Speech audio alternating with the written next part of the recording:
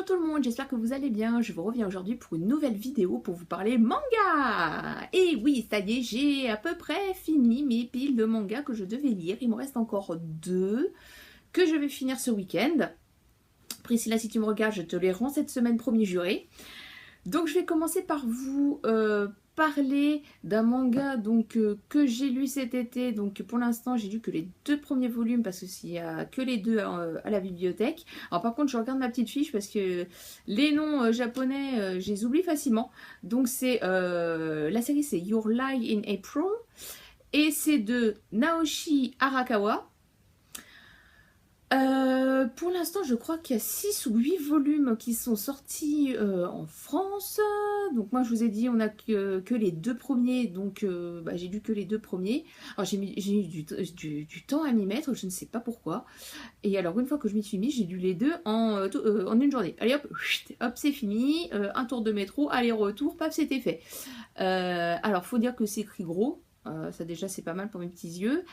Et puis je ne sais pas, je suis complètement plongée dedans. Je suis tombée amoureuse d'histoires de Kosei et de Kaori. J'ai adoré. Donc en fait, c'est l'histoire de Kosei, qui est un ado qui est au collège, qui est un ancien virtuose du piano, mais qui ne joue plus de piano depuis en fait que sa mère, qui était aussi sa prof de piano, enfin sa prof.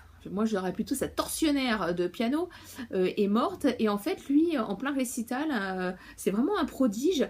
En plein récital il s'est arrêté, en fait il commence à entendre la musique qui joue, et puis d'un coup c'est le silence, il n'entend plus rien. Donc il a arrêté, voilà. Donc là on le trouve avec sa copine Tsubaki qui est sa voisine, hein, donc c'est sa pote. Et Ryota qui lui est un peu le branleur de service, le bon pote, qui est capitaine de foot, voilà. Très sympa, mais la musique classique c'est pas complètement au-dessus. Et en fait Tsubaki va lui faire rencontrer Kaori, qui elle joue du violon, et elle va l'emmener à un récital, enfin un concours de musique, de violon, où Kaori va se produire. Et il va être complètement émerveillé par la façon dont va jouer du violon Kaori. Et donc ça va commencer à le réveiller un peu, mais c'est vraiment Kaori qui va tout faire, au moins dans le 2e volume, pour le pousser à reprendre le piano.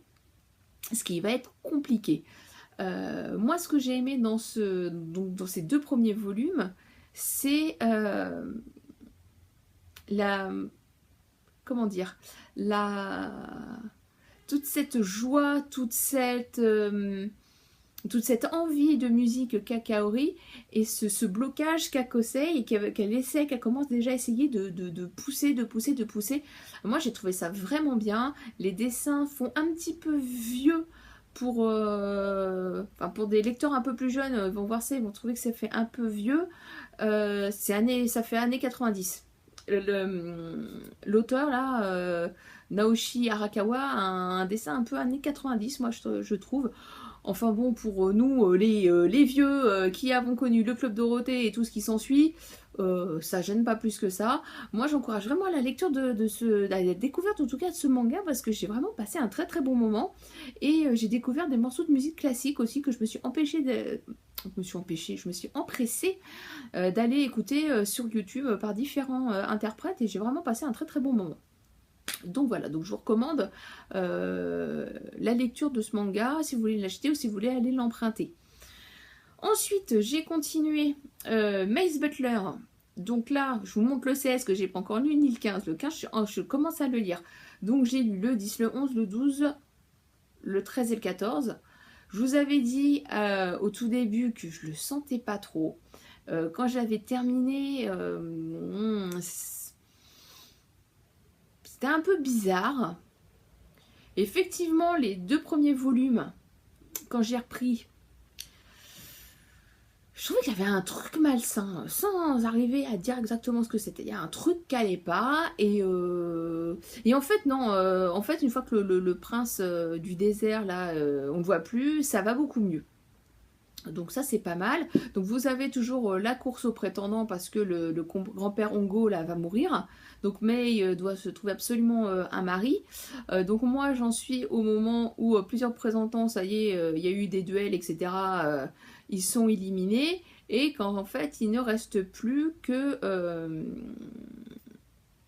le frère de Rihito qui est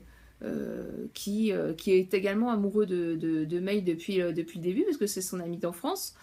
Et, elle doit faire un choix. Donc moi j'en suis là. Donc à mon avis, dans le 15 et dans le 16, on doit avoir la réponse, mais du coup, comme je ne les ai pas lus, bah, je ne peux pas en parler.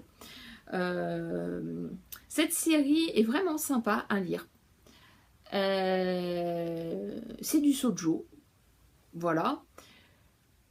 Par contre, c'est vrai que c'est un peu lent à démarrer.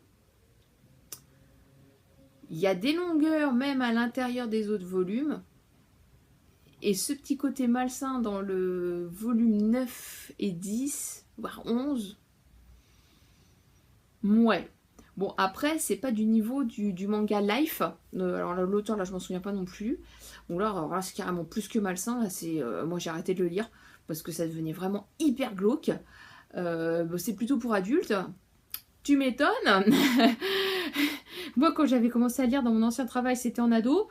Non, c'est plutôt adulte. Hein. Là, c'est juste 2-3 choses qui passent pas trop avec moi. Bon, je pense qu'il y a d'autres personnes qui s'offusqueront moins, qui le trouveront très très bien, ce manga. Moi, je continue à lire parce que j'ai envie de savoir la fin, que c'est plaisant à lire. Voilà, pourquoi pas. Par contre, si on me demandait de choisir, je préférerais continuer rapidement Your Lie in April sans... Enfin voilà, j'ai vraiment envie de le lire. J'ai également lu, alors là c'est pas un manga, mais j'ai aussi lu cet été une bande dessinée. Donc j'ai lu le Cadeau de César. C'est un Astérix Obélix hein, d'Uderzo et de Goscinny. Tout simplement parce que il a été racheté. Et que comme ce sont des BD qui sortent beaucoup, ils sont dans des états absolument déplorables, donc moi en fait j'ai décidé de les relire au fur et à mesure des rachats. Comme ça quand je l'ai, moi c'est neuf, ça sent neuf, c'est propre, il n'y a pas de problème. Du coup le Cadeau de César, ce qui est génial c'est que les Astérix, je les ai lus 2, 3, 5, 6 fois. Quand je les relis, c'est toujours une surprise. Je m'en souviens jamais, je sais pas comment je me débrouille. Bref, le Cadeau de César, c'est une bonne relecture. Je me souvenais pas que César avait offert le village à un de ses légionnaires qui avait enfin fait ses 20 ans de service militaire. Il lui avait donné le village gaulois parce que il était tout le temps aviné, il était tout le temps en train de dire que César, ça lui tannait les pieds. On lui a fait ça comme cadeau, mais comme c'est un pochetron, la première taverne, en fait, il a donné l'acte de propriété à un tavernier, et le tavernier, il arrive là-bas pensant être le chef du village, et puis que ça se passe pas comme ça. Du coup, il y a une réflexion politique et tout, un peu sur la démocratie. C'est pas mal. C'est pas mal à lire. Moi, j'ai bien rigolé en le lisant, surtout quand Astérix se retrouve dans la catapulte romaine pour repartir dans la forêt, parce qu'en fait, il se retrouve dans le camp romain et qu'il n'a pas de potion magique. Et ouais... Donc ouais, j'ai bien aimé le relire. Moi je vous encourage à relire des Astérix. Et si on rachète des Tintins, je pense que je vais relire aussi les Tintins parce que je m'en souviens pas trop bien. Voilà, écoutez, j'espère que vous avez aimé cette vidéo. J'espère revenir bientôt avec d'autres mangas à lire, mais ça dépendra des commandes et des arrivages. Merci Priscilla. Hein, voilà. Écoutez, je vous souhaite de belles lectures et je vous dis à bientôt. Au revoir.